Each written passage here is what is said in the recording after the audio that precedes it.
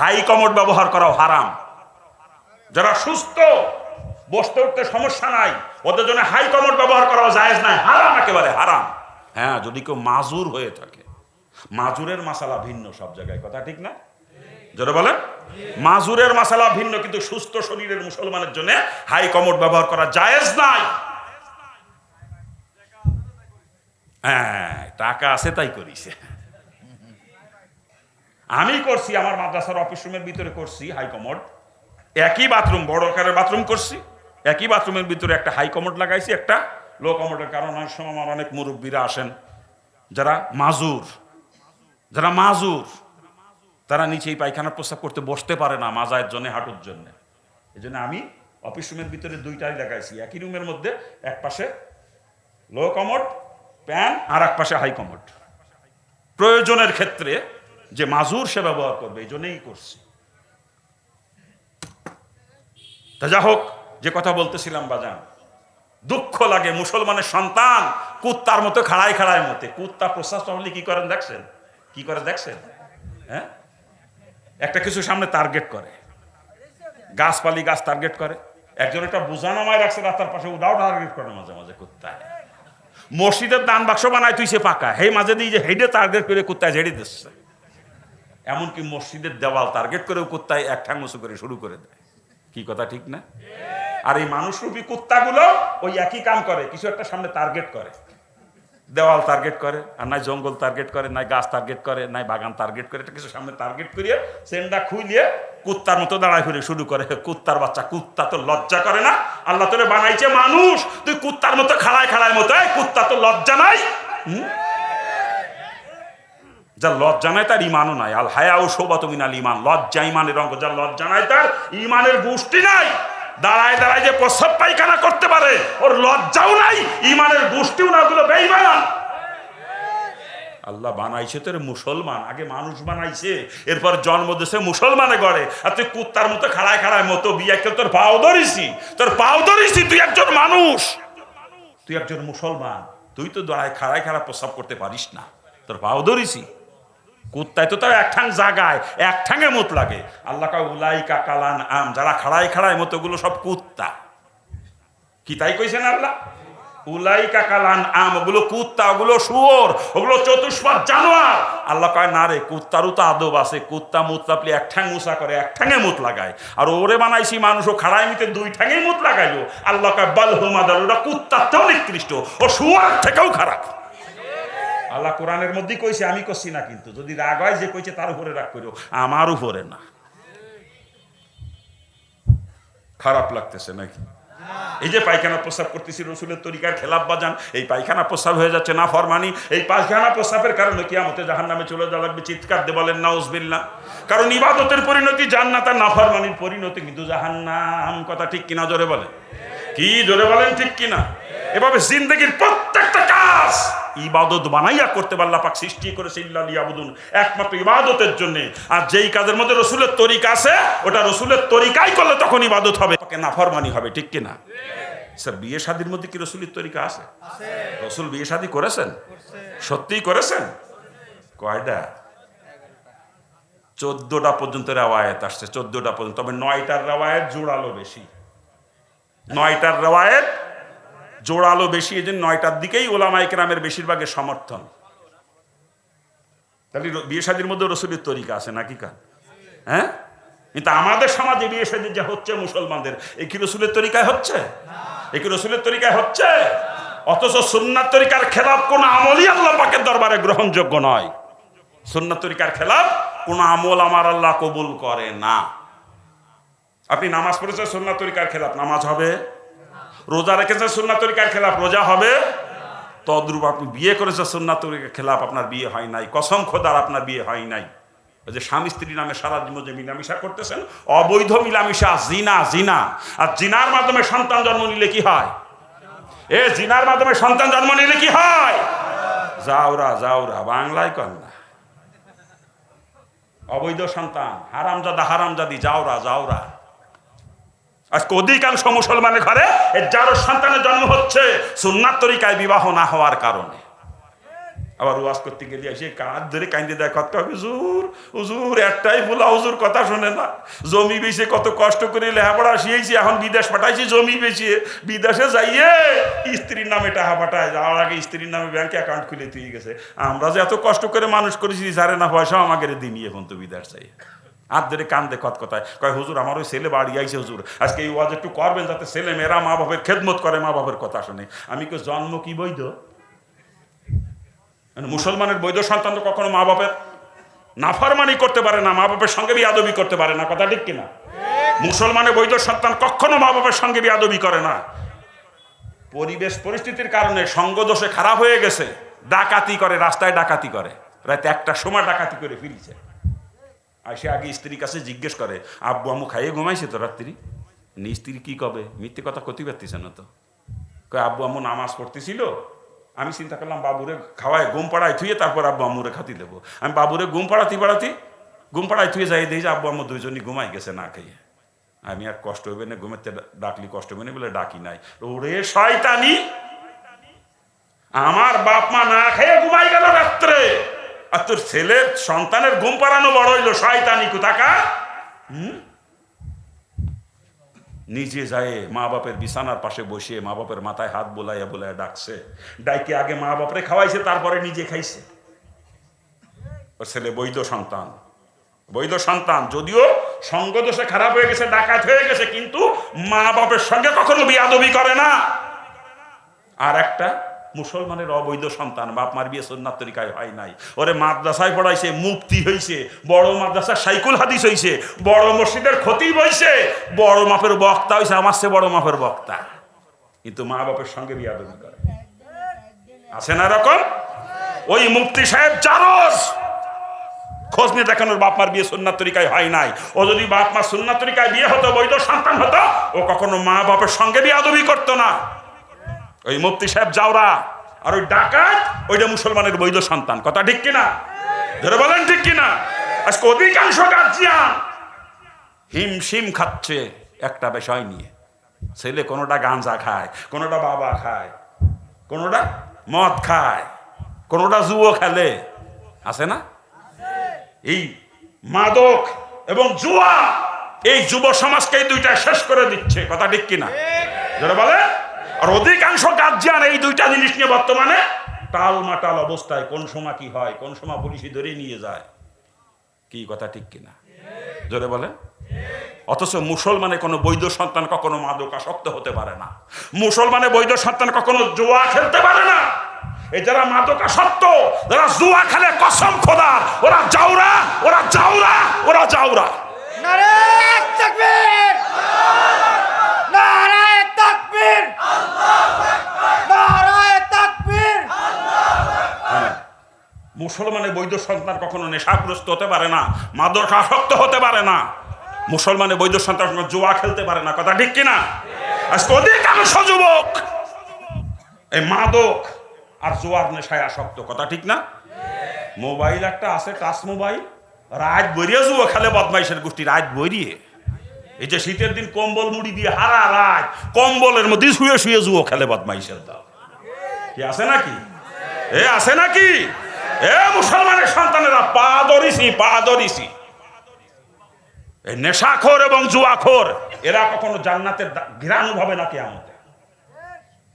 নেশাখোর এবং জুয়াখোর কিয়ামতে জান্নাতের ঘ্রাণ পাবে না। পাও ধরিছি, সময় আছে, এখন তওবা করে ফেরো, তওবা করলে আল্লাহ তাআলা মাফ করে দেবে। আশার বাণী শোনাইছে আল্লাহ পাক, লা তাকনা তুমি রহমাতিল্লাহ, বান্দা আমার রহমতে কেন নিরাশ হোস না, এতদিন তুই সিরিয়াই গুলোর মধ্যে, তওবা করে ফিরে আয়, তোর তওবা করতে দেরি হবে, আমি আল্লাহ তোকে মাফ করতে দেরি করব না। খালি কই ছেলে মেয়ে কথা শোনে না, কেন শোনে না চিন্তাটাও করে দেখি নাই কোনোদিন। আমার বিয়েই তো হয় নাই, কি কথা কন না কা? হ্যাঁ, আমি জন্ম দিয়েছি যার সন্তান, ও কখনো কথা শুনবে না, কখনো না। বিয়ে শাদীর কি সাইজ আজকে মুসলিম সমাজে দেখি আর কলজে ফাইটে যায় আমার। এরা বলে মুসলমান, এরা বলে মুসলমান, লজ্জা করে না মুসলমান পরিচয় দেন? আপনারা যে করেন এগুলো মুসলমানের কাজ না, মুসলমান এগুলো করতে পারে না। আমি হিন্দুর বাচ্চা, আমি জন্মের পর থেকে দেখছি আমার আত্মীয় স্বজনরা এগুলো করতো। বিয়ের সময় দুলো ভাইদেরকে নিয়ে, বন্ধু বান্ধব নিয়ে মেয়ে দেখতে যাইতো হিন্দুরা, দেখতাম ছোটকালে। বন্ধু বান্ধব নিয়ে দুলো ভাই নিয়ে, আজকে মুসলমান বাচ্চারা দিই তাই বন্ধু বান্ধব নিয়ে দুলো ভাই নিয়ে মেয়ে দেখতে যায়, পর পুরুষ নিয়ে মেয়ে দেখতে চলে যায়। অথচ যেই ছেলে বিয়ে করবে, ছেলের সঙ্গে বিয়ে হওয়ার আগ পর্যন্ত ছেলের বাপের জন্য মেয়েটার চেহারা দেখা হারাম, একেবারে কবিরা গুনাহ। ছেলে দেখবে মেয়েকে, মেয়ে দেখবে ছেলেকে, উভয় যদি উভয়কে পছন্দ হয় বিয়ে হয়ে যাবে। আর বিয়ে হয়ে যাওয়ার পরে শ্বশুরের জন্য বেটার বউ দেখা তার কোনো নিষেধ নাই, বরং বেটার বউ শ্বশুরের শুধু শারীরিক খেদমত, যেটা গাও টিপা পাও টিপা, এই শারীরিক খেদমত বাদ দিয়ে আর যত প্রকার খেদমত আছে সব বেটার বউ করতে পারবে। কিন্তু ছেলের সঙ্গে বিয়ে হওয়ার আগ পর্যন্ত ওই মেয়ের চেহারা দেখাও হারাম, ছেলের বাপের জন্য হারাম, কবিরা গুনাহ। আর আমরা বন্ধু বান্ধব নিয়ে মাইয়ে দেখে পছন্দ করে বিয়ে করতেছি, আবার কয় ছেলে মেয়ে কথা শুনে না, বদমাইশ কোথাকারে। হ্যাঁ, তুই বন্ধু বান্ধব নিয়ে দুলাভাই নিয়ে মাই পছন্দ করে বিয়ে করিস, আবার কয় ছেলে মেয়ে কথা শোনে না। ওই ঘরে কোনোদিন বাইজিদ বুস্তামির জন্ম হবে না যে পানির গিলাস হাতে করে সারা রাত মার মাথার কাছে দাঁড়ায় দাঁড়ায় কাটাবে। ওই ঘরে জন্ম নেবে খুলনার এরশাদ শিকদার। আবার যৌতুক ছাড়া বর্তমান আমার এলাকায় দেখি মুসলমানের বিয়েই হয় না। আপনার এলাকার মানুষ ভালো আছে, এরা যৌতুক নেয় না। আমার এ দেশেও নেয়, এ দেশেও নেয়। মুসলমান বলে বিয়েতে যৌতুক নেয়, কল্পনা করা যায়? আরে যৌতুক নেওয়াও হারাম, দেওয়াও হারাম। যৌতুকের টাকা খাওয়া আর শুয়োরের গোস্ত খাওয়া, যৌতুকের টাকা খাইলে গুনাহ আরো বেশি হয় শুয়োরের গোস্ত খাওয়ার থেকে। শুয়োরের গোস্ত খেলে খালি হারাম খাওয়ার গুনাহ হয়। আর যৌতুকের টাকা যে খাইলাম ও টাকা তো হারামি, সাথে সাথে মেয়ের বাপুর পুরো জুলুম করা হলো, হারামও খাইলাম জালেমও হইলাম। আর শুয়োর খাইলে খালি হারাম খাওয়া হয়তো, জালেম হইতাম না আমি। কত বড় জুলুম একটু চিন্তা করেন। একটা মেয়েকে জন্মের থেকে শুরু করায় বিয়ের উপযুক্ত হওয়া পর্যন্ত লালন পালন করতে মেয়ের বাপের কলিজা ফাইটে যায়। আজকে তার ওই কলিজার টুকরা, তার নয়নের পুতুলি আমার দিয়ে দেয়, তাতে আমার কলজে বরে না, দাবি করে মরণ সাইকেল। ওরে বদমাইশ। বরং উচিত ছিল যে বেচারা এতকাল আমার স্ত্রীকে লালন পালন করছে, এতকাল আমার বেটার বউকে মানুষ করেছে, বিনিময়ে মেয়ের বাপকে কিছু দেওয়া দরকার ছিল। তা তো দেবেই না, উল্টে দাবি করে আমার ফুলারে বিদেশ পাঠাই দিয়ে লাগবে। বদমাইশ। কুইয়েত কুইয়েত বিয়ে করে যদি কুইয়েত যাও যৌতুক হিসাবে, বদমাইশ। আবার কেউ আমার ফুলারে চাকরি দিয়ে দিয়া লাগবে, বেকার ফুলা বিয়ে দেবো না। আবার কেউ আমার ফুলা চাকরগিরি করবে না, ব্যবসা করবে, ব্যবসার পুঁজি দিয়া লাগবে। ওরে বদমাইশ, তার পুঁজি জুতোতে দিয়ার কাম। বদমাইশ। তুই মুসলমান পরিচয় দাও, লজ্জা করে না? যৌতুক নিয়ে বিয়ে করে, আবার কয় ছেলে মেয়ে কথা শোনে না। যৌতুক নিয়ে বিয়ে করলি ওই ঘরে চরমুনার মরহুম পীর সাহেব ফজলুল করিম রহমতুল্লাহ জন্ম নেবে না, ওই ঘরে জন্ম নেবে শয়তান দেওয়ান বাগি।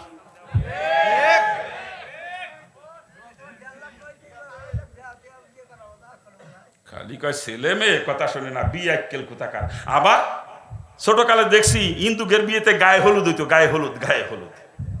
এখন এই মুসলমানকে বিয়েতেও গায়ে হলুদ দেয়। আপনার এলাকায় মনে হয় দেয় না, আমার এলাকায় দেয়। মুসলমানের বিয়েতে গায়ে হলুদ দেওয়া হারাম, গায়ে হলুদ দেওয়া হারাম, হারাম, হারাম। এগুলো হিন্দুরা করছে, ছোটকালে দেখছি আমি জন্মের পর থেকে, আমার আত্মীয় স্বজনরা এগুলো করতো। কিন্তু এখন দেখি আপনারা ওই হিন্দুদেরকে সাইডে আরো 3 ধাপ নিচে নেমে গেছেন। আপনাদেরকে মুসলমান ভাবতো ঘৃণা লাগে মাঝে মাঝে, কি আর মুসলমান আপনারা?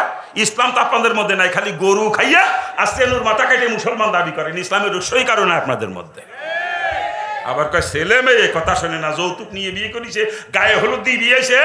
ওই ঘরে রাবে আবশ্রীর জন্ম হবে না, ওই ঘরে জন্ম নেবে তসলিমা নাসরিন। কই ছেলে মেয়ে কথা শোনে না, বিয়াক্কেলের গোষ্ঠী।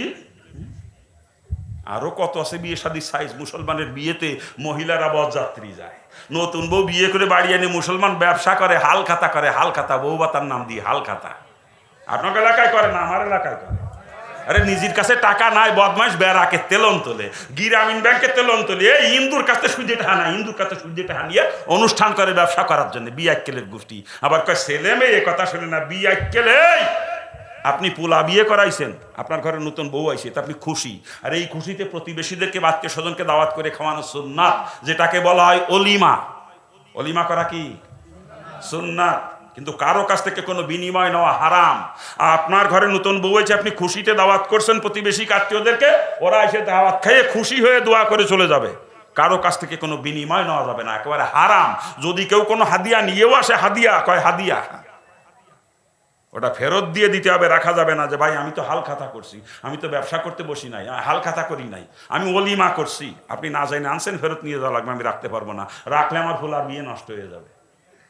সিরিয়ে দিয়ে এত দূরই কথা, বদমাইশির গোষ্ঠী ব্যবসা করার জন্যই তো অনুষ্ঠান করে নাকি? আর দাওয়াত করে বাচ্চা বাচ্চা মাথা মোটার গোষ্ঠীর আগে দাওয়াত দিবেন আজি সাহেব রে, হাজী সাহেবের রাত দিলে মোটা অঙ্কের পাওয়া যাবে না।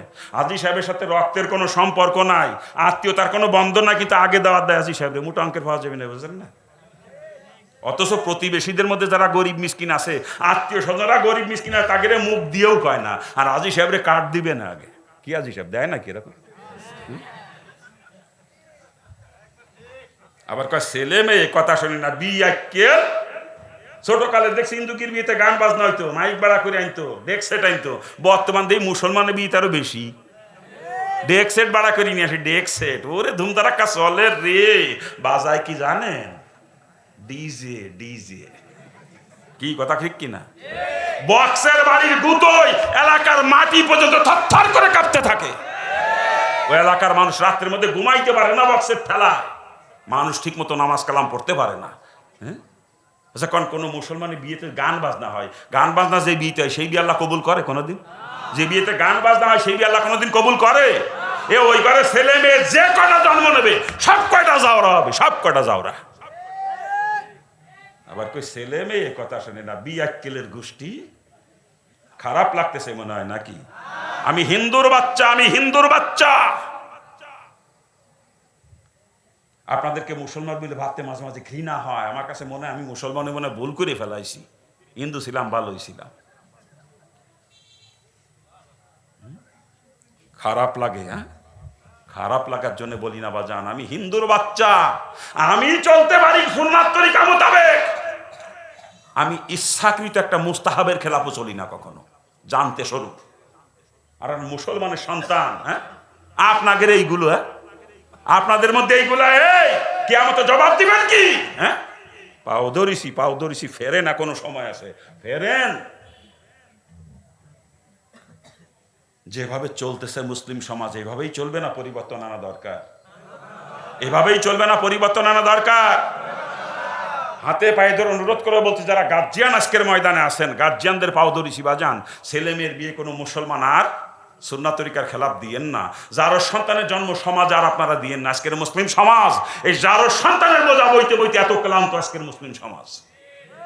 আর যারা যুবক আসো আজকের ময়দানে, এখনো বিয়ে শাদী করো নাই, বাজান তোমার পাও ধরিছি, তুমি অঙ্গীকার করো আমি একজন মুসলমান, আমি সুন্নাত তরিকার খেলাফ বিয়ে করব না, যার সন্তানের জন্মদাতা আমি হব না। কি যুবকরা যারা বিয়ে শাদী করো নাই, অঙ্গীকার করা যায় না? আমি সুন্নাত তরিকার খেলাফ বিয়ে করব না, অঙ্গীকার করতে পারো? কোন কোন যুবক এখনো বিয়ে করো নাই, সামনে করবা?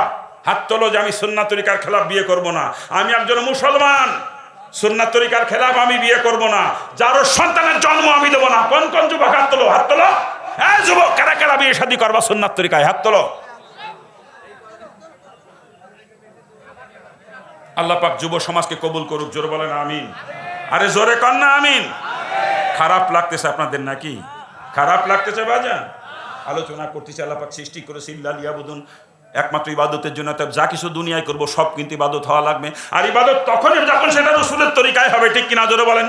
আর এই প্রসঙ্গে বলতেছিলাম যে এই সেক্টরের মধ্যে রসুলের তরিকা, সেটা রসুলের তরিকায় করলে ইবাদত হবে। রসুলের তরিকার খেলাফ যদি হয়ে যায়, ওটাই কিন্তু আল্লাহ পাকে নাফরমানি হয়ে যাবে, ঠিক কিনা জোরে বলেন? আর একটা কথা স্মরণ রাখতে বলেছিলাম, যেই কাজের মধ্যে আমার রসুলের তরিকা নাই, আমার রসুল যেটা কোনোদিন করেন নাই বা করতে বলেন নাই, ওইটাকে কোনোদিন ইবাদত বানানো সম্ভব না। ওটা হলো ডাইরেক্ট নাফরমানি, মুসলমানটার কাছেও কখনো যাইতে পারে না, ঠিক কিনা জোরে বলেন? যদি কেউ মনে করে সুদ খাবো, এর মধ্যে কি রসুলের তরিকা আছে? তা মুসলমান কি সুদের কাছে যাইতে পারে? আমার যেমন হয় বর্তমান সমাজে সুদখোর বাদ দিলে মানুষ খুঁজে পাওয়া কষ্ট হয়ে যাবে, ঠিক কিনা? ওই দেখেন, আমরা যারা ধনী লেভেলের মানুষ, আমাদের ধনীদের প্রত্যেকের ব্যাংকে সুদী অ্যাকাউন্ট আছে। আমরা বড় লোকের গোষ্ঠী, ব্যাংকে টাকা জমা রেখে রেখে ব্যাংকের থেকে সুদ খাইতেছি, ঠিক না? আর না হলে দেখবেন আমরা ধনীরা ব্যাংকে থেকে বিভিন্নভাবে লোন নিই। কেউ সিসি লোন নিয়ে ব্যবসা করতেছি, কেউ হাউস লোন নিয়ে বাড়ি করতেছি, কেউ কৃষি লোনে চাষবাস করি, ফার্ম করি, ট্রাক্টর কিনি, মাছের হ্যাসারি করি, নাকি কান? হ্যাঁ, মুরগির ফার্ম করি, গরুর খামার করি, নাকি কান? লোন নিয়ে। আবার যারা ধনী মানুষ নাই, গরিব মানুষ, ব্যাংকে যাওয়ার ক্ষমতা নাই, আমাদের কারো স্ত্রী গ্রামীণ ব্যাংকের সমিতির মধ্যে সুদের মধ্যে লিপ্ত, কেউ আশা সমিতি, কেউ প্রশিক্ষা সমিতি, কেউ ব্যারাকের সমিতি, বিভিন্ন এনজিও সমিতির মধ্যে সুদের মধ্যে আমরা বউরে ডুবাই রাখছি। কথা ঠিক কিনা জোরে বলেন? কি জোরে বলেন, ঠিক কিনা? আবার কিছু কিছু বিয়াক্কেল মার্কা মুসলমান বিভিন্ন এলাকায়, আপনাদের এলাকায় নাই, আমার এলাকায় আছে, শতকরা হারে টাকা লাগায়, শতকরা 10 টাকা, আজারে 100 টাকা। এদেশেও আছে, এদেশেও আছে। বাবাজিরা ভালো করে বোঝেন, এই ব্যাংকে শুধু সুদ, এনজিও শুধু শুধু শতকরা হারে টাকা লাগাইছেন, ওটাও কিন্তু সুদ। আর সুদের গুণা কতটুকু ভালো করে বোঝেন, রসুল হাদিসের ভিতরে বয়ান করেছেন, সুদ যে দেয়, সুদ যে নেয়, সুদের যে হিসাব লেখে, এবং সুদের ব্যাপারে যদি কেউ সাক্ষী থাকে 4 জনের গুণা হলো সমান। রসুল বলেন সুদ দেনেওয়ালা, নেনেওয়ালা, লিখনেওয়ালা, সাক্ষী 4 জন সমান। অপরাধী ওদের গুণা কতটুকু, অন্য হাদিসের মধ্যে রসুল বয়ান করেছেন। সুদের গুণার স্তর হলো 70টা। কয়টা? জোর বলেন কয়টা? রসুল বলেন সুদের দ্বারা 70 প্রকার গুনাহ হয়। আর 70 প্রকার গুনার মধ্যে সব থেকে ছোট গুনার কথা রসুল বলেছেন, যদি নারী হয়ে সুদ দেয় বা সুদ খায়, কাবা ঘরের ভিতরে নিজের জন্মদাতা পিতার সঙ্গে জিনা করার সমতুল্য গুনাহ হয়। চিৎকার দিয়ে বলেন নাউজুবিল্লাহ। আর যদি পুরুষ হয়ে সুদ দেয় বা সুদ খায়, ওই কাবা ঘরের ভিতরে গর্ভধারিণী মার সঙ্গে জিনা করার সমতুল্য গুনাহ হয়। চিৎকার দিয়ে বলেন নাউজুবিল্লাহ। এই কাবা ঘরের ভিতরে মা বাপের সঙ্গে জিনা করার গুনাহ হলো সুদের 70টা গুনার মধ্যে ছোটটা, আর 70টা গুনার মধ্যে বড় গুনাহ হচ্ছে আল্লাহ পাক এবং তার নবী রাসূলের সঙ্গে যুদ্ধ ঘোষণা করা। চিৎকার দিয়ে বলেন নাউজুবিল্লাহ। অন্য হাদিসের মধ্যে রাসূল বয়ান করেছেন, 1 দিরহাম, আরবের 1 দিরহাম সমান সমান ওই জামানায় আমাদের দেশে ছিল মাত্র 4.25 আনা বা 31 পয়সা পরিমাণে। রাসূল বলেন ওই 1 দিরহাম পরিমাণের সুদ যদি কেউ দেয় বা খায়, কমপক্ষে 36 বার। কয়বার? মুখস্থ করেন, কয়বার? রসুল বলেন 1 দিরহাম সুদের পরিবর্তে কমপক্ষে 36 বার নিজের মা বাপের সাথে জিনা করার সমতুল্য গুনাহ হয়। চিৎকার দিয়ে বলেন নাউজুবিল্লাহ। আচ্ছা বলেন, কোন মুসলমান নরনারী মা বাপের সঙ্গে জিনা করতে পারে? কোন ইহুদি নাসারা পারে? কিন্তু আমরা মুসলমানের গোষ্ঠী আজকে তাই করতেছি। স্ত্রীকে দিয়ে সমিতি করায় সুদে টাকা আনাইয়ে ওই স্ত্রীকে তার বাপের সঙ্গে জিনা করাইতেছি, আর আমি বদমাইশে সুদে টাকা খাইয়ে আমার মার সাথে জিনা করতেছি।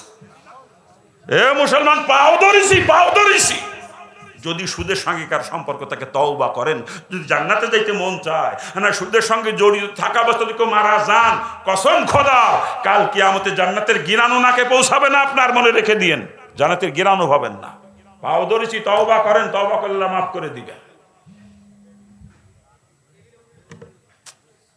কোথায় রাখছি কথা?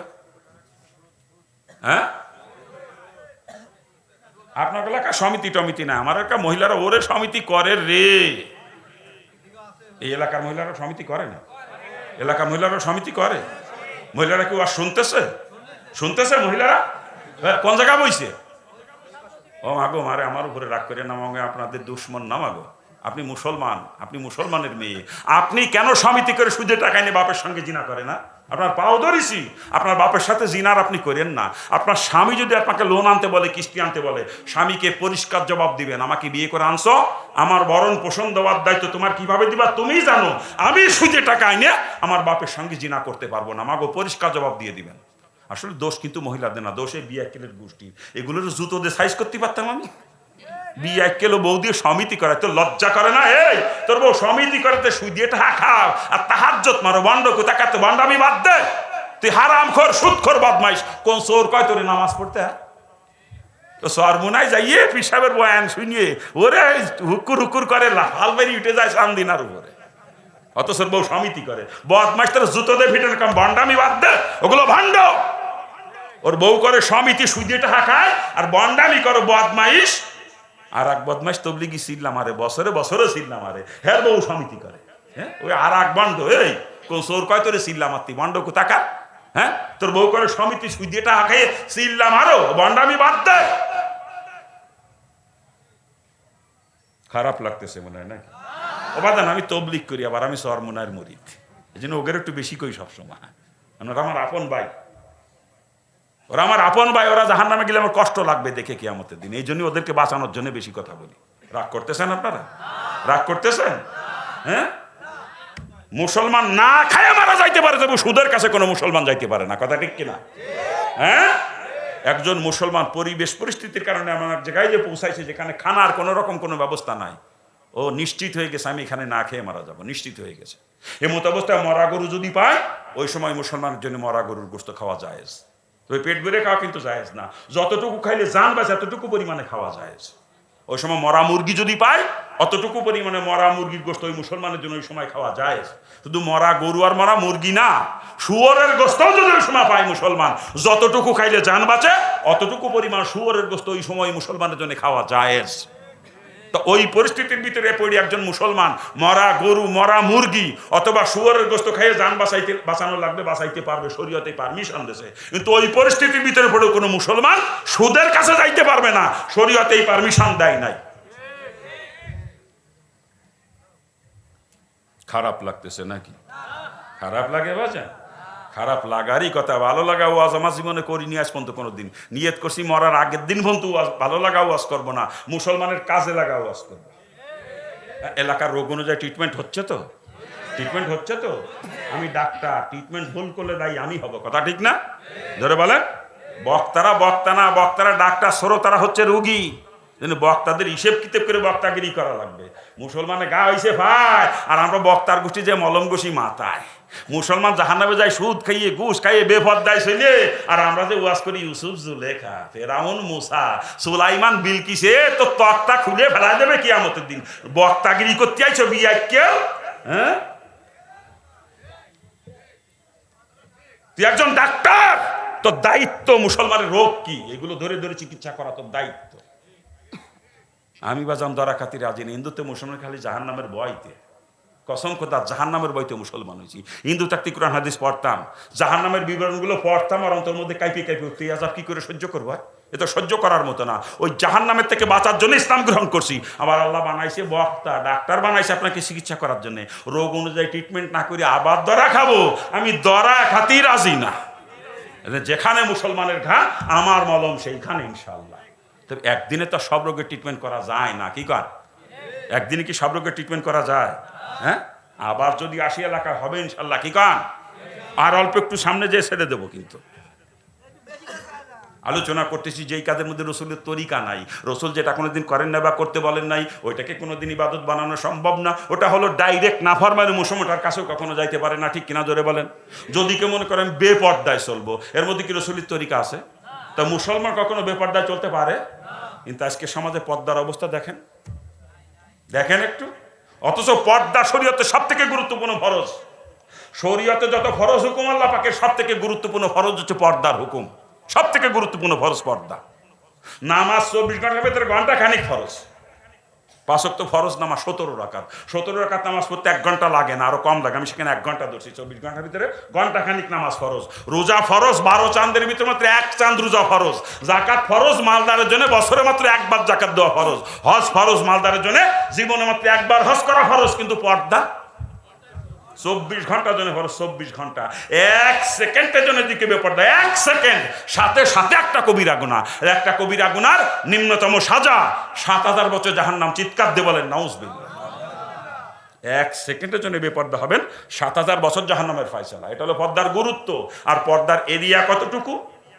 যাকে বিয়ে করা হারাম তার সঙ্গে দেখা দেওয়া জায়েজ, আর যাকে বিয়ে করা জায়েজ তার সঙ্গে দেখা দেওয়া হারাম। এটাই পর্দার এরিয়া, কথা ঠিক কিনা জোরে বলে? দেবরের সঙ্গে ভাবি দেখা দেওয়া হারাম, দুলাবার সঙ্গে শালি দেখা দেওয়া হারাম, ননদের জামাইয়ের সঙ্গে শালাবো দেখা দেওয়া হারাম, মামাতো ভাই, খালাতো ভাই, চাচতো ভাই, ফুফাতো ভাই, তালতো ভাইদের সঙ্গে বোনের দেখা দেওয়া হারাম। বিয়ের সঙ্গে বিয়ান দেখা দেওয়া হারাম, উস্তাদের সঙ্গে ছাত্রী দেখা দেওয়া হারাম, পীর সাহেবের সঙ্গে মহিলা মুরিদ দেখা দেওয়া হারাম। ওলামায়ে মাসালা ঠিক আছে তো? হ্যাঁ, এক কথায় যাকে বিয়ে করা যাবে না তার সঙ্গে দেখা দেওয়া যাবে, আর যাকে বিয়ে করা যাবে তার সঙ্গে বিয়ের আগ পর্যন্ত দেখা দেওয়া যাবে না। হারাম হারাম হারাম, কথা ঠিক কিনা? এইটা পর্দার এরিয়া। কিন্তু পর্দা কি আছে আমাদের সমাজে? আমি মাওলানা আসাম, আমার বাড়ির মধ্যেই সদরঘাট। হ্যাঁ, আমি বড় মেয়ে বিয়ে দিছি, মেজে মেয়েটাও যুবতী। আমার বড় মেয়ের জামাই আইসে বেড়াতি, আমার মেজে মেয়ে যেয়ে দুলাভাইয়ের পাশে বসি, ওরে মিষ্টি মিষ্টি গপ্প শালি দুলাভাইতি। আমি কিন্তু মাওলানা, আরে জুতো দিয়ে ভিটিতে পারতাম তো রে মাওলানা রে। বদমাইশ, তুই একজন আলেম, তুই হবে ইসলামের মডেল। একজন আলেম হবে ইসলামের মডেল, তাকে দেখে মানুষ দিনের বুঝ পাবে, ইসলাম চিনবে। ওর মধ্যে যদি পর্দা না থাকে সাধারণ পাবলিক কোথায় যাবে বলেন?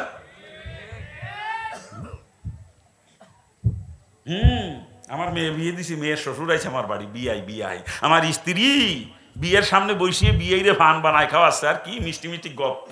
আমি কিন্তু হাজি সাহেব, পাজি কোথাকার। ওরে হাজি করলি গুনাবে বদমাইশ 1 নম্বরের পাজি, ও জাহান্নামের কীট। এরা জান্নাতে গেলে রসুল মিথ্যেবাদী হবে। রসুলের হাদিস মিথ্যে, রসুলের পরিষ্কার হাদিস। আর দয়ুসু লা ইয়াদখুলুল জান্নাহ, দয়ুস কখনো জান্নাতে যাবে না। লা ইয়াদখুল, কখনো প্রবেশ করবে না। দয়ুস কে? শরীয়তের ভাষায় যে গার্জিয়ানের অধীনস্থ নারীরা বেপর্দায় চলাচল করে, অথচ গার্জিয়ানের ব্যাপারে উদাসীনের গার্জিয়ান হচ্ছে দয়ুস। তুই মুরিদ হইছো সরমুনাই, তোর যুবতী মাইয়ে বেপর্দায় স্কুল কলেজে যায়, এই দয়ুস তুই জাহান্নামের কীট, তুই জান্নাতে গেলে রসুল মিথ্যেবাদী হয়ে যাবে। ও তবলিগের মোবাল্লেক বছরে বছরে চিল্লা মারে, ওর বউ যুবতী বউটা মাঠের মধ্যে গরু বাঁধে, বদমাইশ তো চিল্লা ছুটিয়ে যাবে, ও চিল্লা চালের পাতায় গুজিয়ে থুয়ে দে। তুই জাহান্নামের কীট, তুই জান্নাতে গেলে রসুল মিথ্যেবাদী হবে। কি কথা ঠিক কিনা? আর একজন আজি শাহ উড়ি ঠেলা 13 বার হজ করছে, বদমাস 13 বার। ও যুবতী মাইয়ে কলেজে পড়ে, কলেজে 31শে চৈত্র রাত 12টা 1 মিনিটের সময় হাজি সাহেব যুবতী মাইয়ে কলেজে চলে গেছে রাত 12টা 1 মিনিটে বর্ষবরণ অনুষ্ঠান করতে। এই গালে লেখছে এসো হে বৈশাখ, আর এই গালে শুভ নববর্ষ। কি কারণ? এক গালে এসো হে বৈশাখ আর এক গালে শুভ নববর্ষ লেখে আজি সাহেবের যুবতী মাইয়ে কলেজে পড়ে। তো আজি সাহেব মসজিদে তসবি টানে, আর আজি সাহেবের মাই রাত 12টা 1 মিনিটের সময়, রাত 12টা 1 মিনিটের সময় কলেজ মাঠে যাইয়ে বর্ষবরণ করে বেড়াচ্ছে। বলে আসি ওই বদমাইশ 1 নম্বরের পাঁচি, ওরে জাটা পিটাই মসজিদে বিদায় করেন, বাইর করেন বদমাইশকে। জাহান্নামের কীট, তোর যুবতী মাইয়ে বর্ষবরণ করে বেড়ায়, আর তুই আজি কবলাইছ পাঁচি কোথাকার। খারাপ লাগতেছে আপনাদের? খারাপ লাগতেছে? এই আজকে ওয়াজ মাহফিলের নাম করে মেলা মিলেইছেন এলাকায়, মেলায় আপনাকে বৌরা মায়েরা এসে কেনাকাটাও করতেছে। কি আইছে না? হ্যাঁ, আপনাকে বৌরা মায়েরা কেনাকাটা করতে আসেনি মেলায়? আইছে না? জান্নাতে যাবেন না? জান্নাতে যাবেন। এই ওই মেলার মধ্যে আপনার বউ আর আপনার মাইয়ে গেছে খালি তা না, ওর মধ্যে যুবকরাও আছে। যুবকদের যদিও কোনো কাজ নাই, আড্ডা মারতে গেছে, ঘরে ফেরে আড্ডা মারে, আর ভিড় বেশি দেখলে ভিড়ির মধ্যে ঢুকে যায় যুবকরা। আর ভিড়ির মধ্যে ঢুকে যেই দেখে মহিলা, কেন আইডিও করে মহিলাকে বুকে দেয় গুতো, আমি নিজে দেখছি। যত যুবতী বউরে যুবতী মাইরে মেলায় বাইর করে দিছো, মার্কেটে বাইর করে দিছো কেনর গুতো খাওয়ার জন্য, আর তুই আজই কমলাইছো পাঁচি কুতাকার, তুই জাহান্নামের কীট। তুই জান্নাতে গেলে রসুল মিথ্যেবাদী হয়ে যাবে, রসুলের হাদিস মিথ্যা হয়ে যাবে। পাও ধরিছি, আমার উপরে রাগ করেন, আমার কোনো দুঃখ না, কিন্তু আপনি জাহান্নাম থেকে বাঁচেন। যদি জান্নাতে যাইতে মন চায়, নিজেও খাস পর্দা করেন, অধীনস্থ নারীদেরকেও খাস পর্দা করান, যদি জান্নাতে যাইতে মন চায়। আর নাই ফাও জান্নাতের স্বপ্ন দিকে কোনো লাভ নাই, কোনো লাভ নাই। খারাপ লাগতেছে আপনাদের? খারাপ লাগতেছে বাজান? যে কথা বলতেছিলাম বাজান, যে কাজের মধ্যে রসুলের তরিকা নাই, রসুল যেটা কোনোদিন করেন না বা করতে বলেন নাই, ওইটাকে কোনোদিন ইবাদত বানানো সম্ভ্রম, ওটা হলো ডাইরেক্ট নাফরমানি। ওটার কাছেও কোনো মুসলমান কখনো যাইতে পারে না, ঠিক কিনা জোরে বলে? যদি কেউ মনে করে দাড়ি কামাবো, এর মধ্যে রসুলের তরিকা আছে? তা মুসলমান কি দাড়ি কামাইতে পারে? যদি কেউ মনে করে টেলিভিশনে নাটক দেখো, সিনেমা দেখো, এর মধ্যে রসুলের তরিকা আছে? মুসলমান এগুলো দেখতে পারে? এক কথায় যেই কাজের মধ্যে রসুলের তরিকা নাই, ওইটা ডাইরেক্ট নাফরমানি, মুসলমান কখনো সেটার কাছে যাইতে পারে না। কথা ঠিক কিনা জোরে বলেন, ঠিক কিনা? আলোচনার বিষয়বস্তু ছিল আজকে আল্লাহ পাক সৃষ্টি করেছে ইল্লা লিয়াবুদুন, একমাত্র ইবাদতের জন্য। এই ইবাদত কাকে বলে, ইবাদতের পরিণতি আর এর পরিপন্থী নাফরমানি, এর পরিণতি কি, এইটা নিয়ে সংক্ষিপ্ত ধারণা দেওয়ার চেষ্টা করলাম। আল্লাহ পাক সকলকে আমলের তৌফিক দান করুক। ও ভাই চলে যাচ্ছেন আপনারা? উঠাই বন্ধ হলো না, মানুষের ব্যাপার বুঝলাম না। মুসলমান বলে দোয়া না করে যায়, আরে যে অরিপদ সে চলে যাক দোয়া না করে, অরিপদের দোয়ার দরকার নেই। কিন্তু আপনি একজন মুসলমান, আপনার পূর্বপুরুষ যারা কবরে চলে গেছে আপনার দিকে চেয়ে বসে আছে আজকে, যে আমার সন্তান, আমার নাতি আজকে শুনতে গেছে, আমার জন্য দোয়া করবে, আল্লাহ আমার কবর আযাব মাফ করে দেবে। আমি তো কবর আযাব ভোগ করতেছি, ও দোয়া করবে, আল্লাহ পাক দোয়ার ওসিলা আমার কবর আযাব মাফ করে দেবে। এই আশায় বুক বাঁধে বসে আছে আপনার আত্মীয় স্বজন। আর আপনি এখন দোয়া এত রাত পর্যন্ত শুনে দোয়া না করে চলে যাবে না, ওই আত্মীয় স্বজন বেজার হয়ে আপনার জন্য বদদোয়া করবে, মনে রেখে দিয়েন। আমরা দোয়া না করে কেউ চলে যাব না। কি চলে যাব কেউ? আমি তো আগেই বলছি সংক্ষেপ করবো, সংক্ষেপ আমার পরিচয় দিয়ে শেষ করে দেবো। আমি ভারত থেকে আসছি এমন না, আমি এদেশেরই সন্তান। এদেশ আমার মাতৃভূমির জন্মস্থান, বৃহত্তর যশোর, বর্তমান জেলা নড়াইল জেলা লোহাগড়া থানা নলদি ইউনিয়ন, গ্রাম নাম হচ্ছে নালিয়া। ওইটা আমার বাপের গ্রামের বাড়ি, ওখানেই আমার জন্ম। আমি এখন বাড়ি করছি আমার বাপের ওই গ্রামের বাড়ি থেকে 12 মাইল দূরে, একই থানার মধ্যে। হুজুর আমার বাড়িতে গেছিল, এই দাওয়াত কনফার্ম করার জন্যে। আপনাদের মহতাম সব গেছিল আমার বাড়িতে, কিন্তু আমার বাড়িতে কেউ থাকে না, তো বাড়ি তালা দিয়া পড়ে থাকে। হুজুর দেখে আসছে পরিবেশ একেবারে জঙ্গল হয়ে রয়েছে বাড়ি। আমরা থাকি ঢাকায় সবাই, ভাইজান থাকে মিরপুর 10 নম্বরে, আমি থাকি রূপনগর আবাসিকে, ওটা 6 নম্বরের মধ্যে, 6 নম্বর না মানে 3 নম্বরের মধ্যে পড়ছে, 3 নম্বরের মধ্যে পড়ছে। তো যা হোক, আমি ইসলাম গ্রহণ করছি 90 সালে, তখন আমি ডিগ্রি ফাইনাল ইয়ারের ছাত্র। ওই 90 সালে ডিগ্রি কমপ্লিট হয়েছে মুসলমান হওয়ার পরে। এরপরে মাস্টার্স করছি ঢাকা ইউনিভার্সিটি থেকে। আবার যখন ঢাকা ইউনিভার্সিটিতে পড়ি, ওর পাশেই একটা প্রাইভেট কলেজে LLB-তে ভর্তি হয়েছিলাম, হয়ে ওই LLB-ও কমপ্লিট করে তুইছি। আমি কিন্তু কালাকোটের ব্যবসা জানি, আমি একজন অ্যাডভোকেট। কিন্তু আমি মাস্টার্স কমপ্লিট করার পর আমার কলেজে চাকরি হয়েছিল, কলেজের লেকচারার হিসেবে চাকরি হয়েছিল কলেজে। মাত্র 7 মাস চাকরি করার পরে আমার বেরের মধ্যে ঢুকলে এই কথা, আমি যে যুবতী মেয়েদেরকে পড়াইতেছি, এই আমি জাহান্নামেতে বাঁচার জন্যই মুসলমান হলাম, আবার আমি বেপর্দায় যুবতী মেয়েদেরকে পড়াই, আমি তো দয়ুসে, আমি জান্নাতে গেলে তো রসুল মিথ্যেবাদী হয়ে যাবে। এই বুঝ যেই দিন বেরেনের মধ্যে আইছে, আর একদিনও কলেজে যাই না, এই পর্যন্ত চাকরি শেষ। আমি না খেয়ে মরে যাইতে প্রস্তুত, কিন্তু ওই চাকরি করা সম্ভব না যে চাকরি করে আমার জাহান্নামে যাওয়া লাগবে। লাথি মারলাম চাকরিতে, আর কলেজে যাই নাই। অন্য আর একজনের মারফতে রিজাইন লেটার পাঠাই দিছি, নিজে আর যাই নাই কলেজে, ওই পর্যন্ত চাকরি শেষ।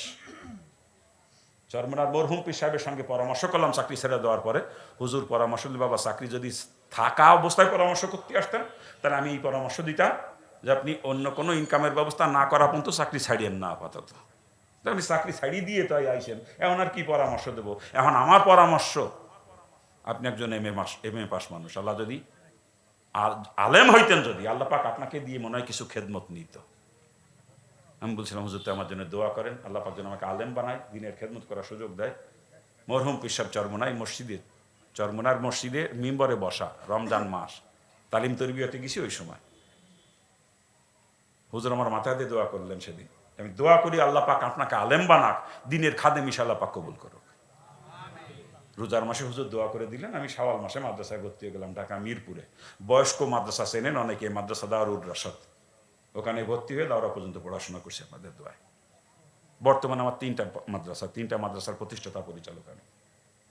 একটা দাওরা পর্যন্ত, একটা সরে বেকায়া পর্যন্ত, আর একটা শুধু হেফসখানা নুরানি। দোয়া করুন আল্লাহ পাক যেন আমার খেদমত কবুল করে। কি লাগছে না? চশমা তো আনিনি, অত খাওয়া লাগে না। অবাজান, এই যে 3টা মাদ্রাসা চালাই, আজ পর্যন্ত কারো কাছে হাত পাইতে বলি না যে 5টা টাকা আমার মাদ্রাসার জন্য দেন। সাথে গেলি টাকা দেয় 3 কথা কয় 33। ও শুনবে কি টাকা? আমি কি সেই বাপের ভুলা? আমার বাপ তো দেশের বড় মাপের শিল্পপতি, একজন কোটি কোটি টাকার মালিক। আমার বাপের যে কত সম্পদ, আমার বাপ নিজেও তার হিসাব দিতে পারবে না কোনোদিন। শুধু বাংলাদেশেই না, ভারতে অডেল সম্পত্তি আমার বাপের। কামাই করে এই দেশে, পাচার করে ওই দেশে। এদেশে হিন্দু রাজা করিয়ে থাকে, আপনারা তো জানেন না, কিন্তু আমি তো তলের খবর জানি। 3 টাকা কামাই করলে 2 টাকা 12 না ইন্ডিয়ায় পাস করার চেষ্টা করে, আর 4 নাই দেশে বসে ভেঙে খায়। আমার বাপ চাচা রাজা করে আমি ভালো জানি তো। তা আমার বাপ কোটি কোটি টাকার মালিক, আর আমি 3 টাকা জনই 33 কথা শুনবো? ও আমার পক্ষে সম্ভব নয়। যদি মাদ্রাসা করেছি, পারলেই চালাবো, নাহলে বন্ধ করে দেবো। হাত পাতবো না কোনোদিন কারো কাছে। দোয়া করবেন আপনারা। তবে উপযাজক হয়ে দিলেনি, অনেক উপযাজক হয়ে দেয়। এর মাঝে জার্মান থেকে এক সিলেটের এক আল্লাহর বান্দা জার্মান থাকে, 5 লাখ টাকা পাঠায় দিয়েছে মাদ্রাসার অ্যাকাউন্টে। সৌদি থাকে, টাঙ্গাইল বাড়ি, এক আল্লাহর বান্দা 1 লাখ টাকা পাঠায় দিয়েছে। বাপ মারা যাওয়ার পরে বাপ যদি আর ভাই বোনদেরকে লিখে না দিয়ে যায়, তাহলে আমার অংশ আমি পাবো, এবং ওটা আমার জন্য বৈধ সম্পদ। আর বাপ যদি অন্য ভাই বোনদেরকে লিখে দেয় মরার আগে, তা তার বাপের থাকলো না, আমি আর ভাবো কান্তে না। হিন্দু হোক তাতে কি, সে তোমার বাপ, তার সম্পত্তি ওয়ারিশ আমি একজন। তো মনে হয় রাখবে না, সব লেহে দিয়েই যাবে, কারণ তারাও তো জানে তুই এইভাবে থুয়ে গেলি, ফেরে এসে অংশ ধরবে না। ভাই বোন যারা আছে তারাও তো বুঝমান কম না, তারা আগেতেই মা বাপের কাছ থেকে যা আছে লেহে নিবে না, যাতে আমি ধরতে না পারি। তা আমিও আশা করি না কোনোদিন। আমি সম্পদের প্রতি লালায়িত না, সম্পদের প্রতি লালায়িত না বাজান। লক্ষ লক্ষ টাকা ইনকাম করি আপনাদের দরবার করতে। ইসলাম গ্রহণের পরে এ পর্যন্ত যে টাকা আমি কামাই করছি, যদি চাইতাম যে ঢাকায় বাড়ি করবো, গুলিস্থানের বুকে জমি কিনে, তাও 0 পয়েন্টের আশেপাশে জমি কিনে, কবে 25-30 তলা বিল্ডিং করতে পারতাম। বক্তাদের ইনকামের খবর আপনারা অনেকেই রাখেন না। বক্তারা যে কি করতে পারে, কত টাকা কামাই করে, অনেকেই জানেন না আপনারা সেটা। আমিও কামাই কম করি না আপনাদের দোয়ায়। প্রতি মাসে 15 লক্ষ টাকার উপর ইনকাম আছে বর্তমানে আমার। প্রতি মাসে 15 লাখ টাকার উপরে ইনকাম। এটা বাড়ি, একটা গাড়ি কোনো ব্যাপার আমার জন্য? এই যে 15-16 লক্ষ টাকা কামাই করি, এখনো পর্যন্ত একটা গাড়ি কিনতে পারি নাই। কত কষ্ট হয় সবরে আমার, কত কষ্ট করে সফর করি, অথচ প্রতি মাসে একটা গাড়ি কেনার টাকা আমি কামাই করি। দোয়া করবেন, আমি দুনিয়ার কুত্তা না, দুনিয়ার কুত্তা না। সম্পদের প্রতি কোনো মোহ নাই। মোহ থাকলে মুসলমান হতে পারতাম না, বাপের সম্পত্তি ধরে রাখতো আমাকে। জাহান্নামের ভয় যখন অন্তরে ঢুকছে, সম্পদের মোহ অন্তর থেকে দূর হয়ে গেছে। দোয়া করবেন। যে সমস্ত বক্তাদের নিজেদের গাড়ি নাই, তারাও ভাড়া করে নিয়ে আসে গাড়ি, ভাড়ার গাড়ি নিয়ে আসে, আরাম হয়। আর আমি যে বাইরে রাস্তার গাড়িতে চলাচল করি, আজকে আইসি ঢাকার থেকে দেশ ট্রাভেলসে হয়বাদপুর এসে গাড়ি নষ্ট হয়ে গেছে, ওখান থেকে অটো দিয়ে আইসি নাটোর, হরিশপুর বাইপাস থেকে হুজুর আমার মোটর সাইকেলে নিয়ে আইসে। এই কষ্ট করে সফর করি, এরপর একটা গাড়ি কিনি নাই।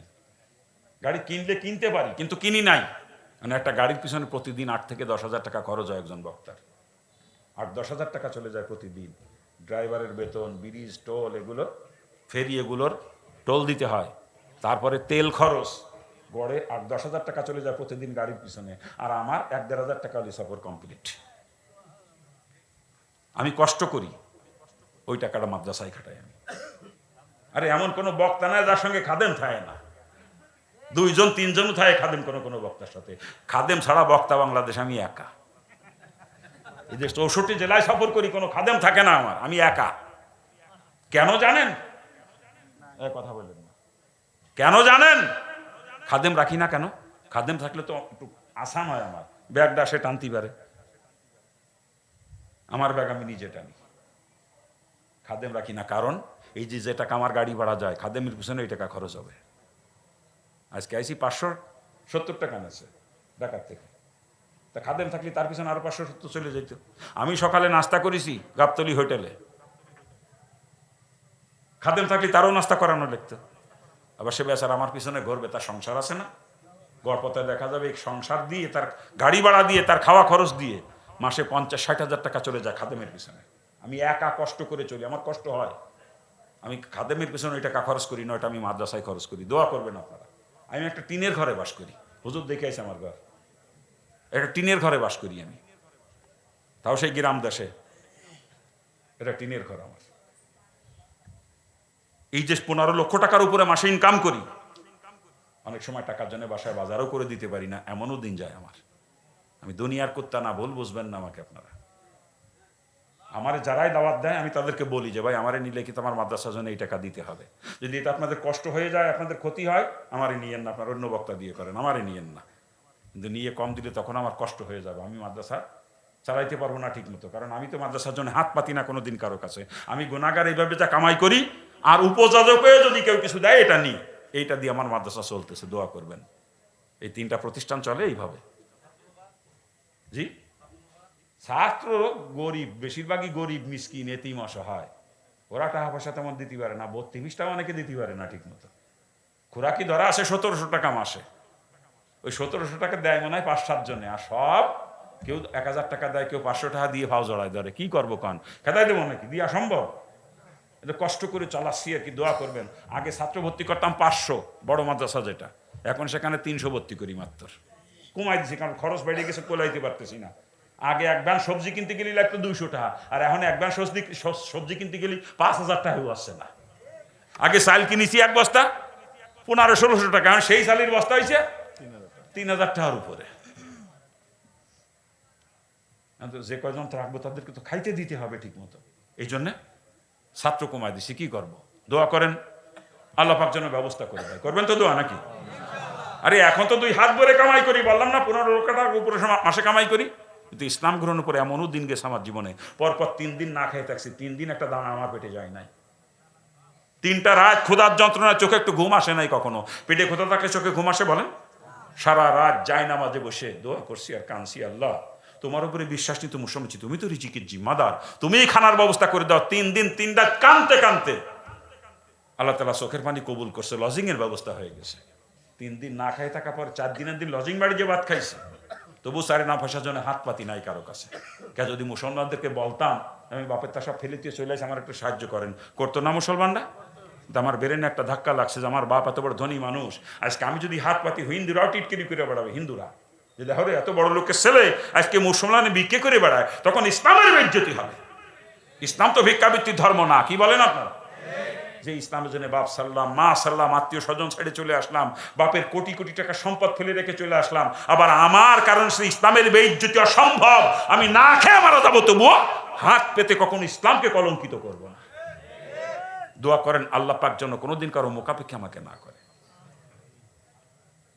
বাবাজান, উপযাজক হয়ে দিলেনি মাদ্রাসার জন্য। আগেই বলছি যে সারা দেশে প্রোগ্রাম করি, আখেরি মোনাজাতের পরে শ্রোতার লাইন দেয় মুসাফা করার জন্য, শ্রোতারা লাইন দেয়। অনেকে হাতের ভিতরে 1000 টাকার নোট, 500 টাকার নোট, 200 টাকার নোট, 100 টাকার নোট, যে যেরকম পারে হাতের মধ্যে গুজি দিয়ে কয়, হুজুর আপনার মাদ্রাসার জন্য দিলাম এটা। ওটা কি ফেরত দিতে পারবো? ওটা ফেরত দেওয়া সম্ভব? একজন মানুষ মাদ্রাসায় দান করে আখেরাতের ব্যাংকে জমা করতে চায়, ওটা ফেরত দেওয়া মানে তাকে আখেরাত থেকে বঞ্চিত করা, ঠিক না? আর কাউকে আখেরাত থেকে বঞ্চিত করার এখতিয়ার আমার নাই। এই জন্যে বাধ্য হয়ে নিতে হয়। উপযাজক হয়ে দিলে নি, হাত পাতি না কোনো, তবে মাঝে মাঝে হাত পাততে হয় দিনের স্বার্থে। আজকেও মনে মনে নিয়ত করছি আপনাদের কাছে হাত পাতবো দিনের স্বার্থে। আশা করি আমার হাত খালি হাত, কারোর কাছ থেকে খালি হাতে ফিরবে না। কি আশা করতে পারি তো নাকি? আমি হরিপদ হরে কৃষ্ণের কাছে হাত পাতি নাই, হাত পাচ্ছি আব্দুর রহিম, আব্দুল খালেক, আব্দুল জব্বার আমার ভাইয়ের কাছে। আমি হরিদাসী কালিদাসীর কাছে হাত পাতি নাই, হাত পাচ্ছি রহিমার কাছে, ফাতিমার কাছে, খাদিজার কাছে, আমার বোনের কাছে। আর আশা করব কোনো মুসলমান নরনারীর কাছ থেকে আমার হাত খালি হাতে ফিরবে না। নাকি আমার ভাই বলে মনে করেন না আপনারা? কি ভাই বলে মনে করেন না? ভাইয়ের কাছে ভাইয়ের দাবি এটা, কোনো মুসলমানের কাছ থেকে আমার হাত খালি হাতে ফিরবে না।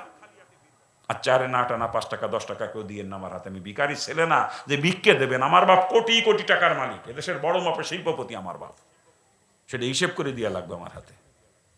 আপনার পকেটে 1000 টাকার নোট যদি থাকে, ওইটা বের করে আমার হাতে দিয়ে দিতে হবে, ওইটাই দাবি আপনার কাছে আমার। 500 টাকার নোট যদি পকেটে বড় থাকে, ওইটা বের করে দিতে, ওইটা দাবি আপনার কাছে আমার। 100 টাকার নোট বড় থাকলে ওইটা আপনি দিবেন, ওইটাই আপনার কাছে দাবি। বড় নোট নাই, ছোট অনেকগুলো আছে, তখন একখানা দিলে চলবে না, কয়েকখানা মিলাই দিতে হবে। কি কথা কান নাকি? হ্যাঁ?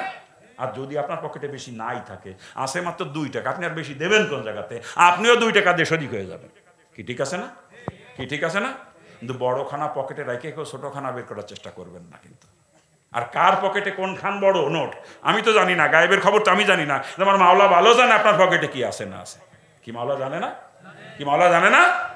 বড় খানা রেখে যদি ছোট খানা বের করার চেষ্টা করেন, মাওলার চোখ ফাঁকি দেওয়ার চেষ্টা করা হবে। এতে দুনিয়াতেও ধরা খাবেন, আখেরাতেও ধরা খাবেন। কি কথা ঠিক না? যেটা বলে, আরে হাত পাচ্ছি আপনাদের কাছে, আমার মাদ্রাসার জন্যও নয়, আমার নিজের জন্যও নয়। যেই মাদ্রাসার উদ্যোগে আজকের মাহফিল, আপনার দারুল উলুম মাদ্রাসা, দারুল উলুম আল ইসলামিয়া, এই মাদ্রাসার জন্য আমার আগের বক্তা আবার কালেকশন করছে, আপনার দেশেন আমি দেখছি, আমি খুশি আপনাদের দান দেখে। এবার আমি গুনাহগার হাত পাচ্ছি, আগে একবার দেশেন, ওইটা আমি দেখবো না, আমার হাতে কে কি দিলেন এইটা আমি দেখবো। কি কথা ঠিক কিনা? প্রত্যেকে পকেটে হাত দিবেন। আরে এখন যদি কেউ টাকা দেন, বুঝবো আপনি ইসলামের দুশ্মন, মাদ্রাসার দুশ্মন, নবীর দুশ্মন আপনি। কি কথা কেন না? এখন কেউ উঠতে পারবেন না, দোয়া না করে কেউ চলে যেতে পারবেন না। টাকা নাই দেবেন না, কিন্তু বসে দোয়া করেন, আল্লাহ পাক তাতেও আপনাকে সওয়াব দিবে। কি ঠিক না? পকেটে হাত দেন প্রত্যেকে। কি হলো? প্রত্যেকের পকেটের বড় নোট আগে একবার দেশেন, ওইটা দেখবো না, আবার দিতে হবে আমার হাতে। আমি হাত পাচ্ছি। আমি যদি বলতাম যে আমি বাপের অর্থ সভা ফেলে রেখে চলে আইছি, আমার সাহায্য করেন, তাও করতেন আপনারা। দোয়া করেন আল্লাহ যেন আমাকে কোনোদিন কারো কাছে মুখাপেক্ষী না করে দোয়া করবেন। আমার মাদ্রাসায় যদি কারো কিছু দিতে মন চায়, আখেরি মোনাজাতের পরে, এখন না, এখন হাত পাচ্ছি এই মাদ্রাসার জন্য। কারণ আমার আল্লাহ ইনকাম দেশে 15 লক্ষ টাকা।